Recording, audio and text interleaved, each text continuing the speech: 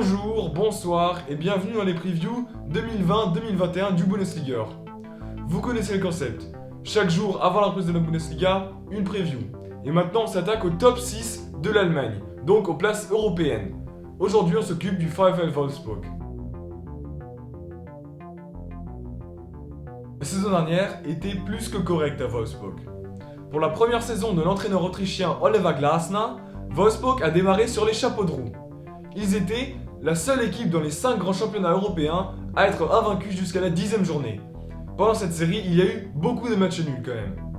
L'attaquant hollandais Wout Weghorst a eu sa meilleure saison au club et il a inscrit 16 buts.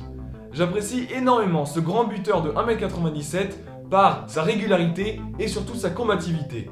Un vrai guerrier. Mais il a manqué quand même une chose à Wolfsburg, l'euphorie et par conséquent l'envie de gagner. Malgré quelques belles victoires en fin de saison, comme par exemple celle où Wolfsburg a gagné 4-1 à Schalke, Oliver Glasner a été obligé de demander à ses joueurs de sourire, car ils avaient déjà assuré le top 7. Et Wolfsburg a fini à la 7ème place, synonyme de match de qualif pour l'Europa League. C'est un mercato très calme du côté du VfL. Le sponsor principal, Volkswagen, a été touché financièrement par le coronavirus. Et désormais, chaque revenu est important pour Wolfsburg. Il y a eu tout de même 2 recrues très intéressantes cet été. Bartosz Białek, attaquant polonais, né en 2001, arrive pour 5 millions d'euros. On dit de lui que c'est un gros talent, et il aura devant lui pour sa première saison en Bundesliga un bon mentor en la personne de Wout Weghorst. Ça tombe bien car ce sont 2 attaquants au profil physique très similaire. Il y a aussi l'arrivée du français Maxence Lacroix, pour 5 millions d'euros également.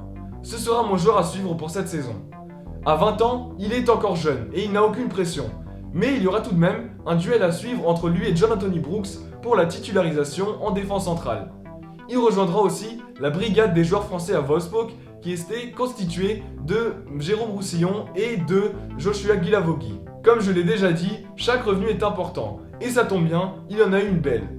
Félix Udokai s'en va à Augsburg pour 7 millions d'euros. Il était déjà prêté là-bas la saison dernière, donc ça ne fait pas de lui une perte. Par contre, il y a la perte de Robin Knoche qui part en fin de contrat après 15 ans à Wolfsburg, son club formateur. Il va à Union Berlin pour une nouvelle aventure. Il n'y a pas d'autres gros départs, donc pas beaucoup de changements à Wolfsburg cet été.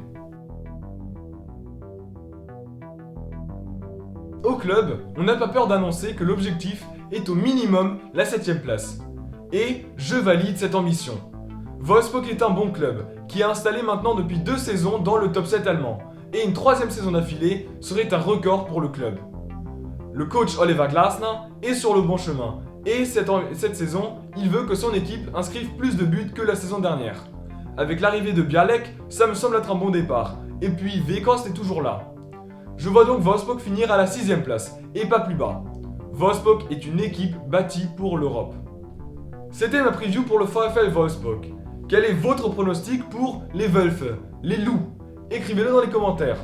En attendant la preview de demain, je vous souhaite une bonne journée, une bonne soirée und tschüss!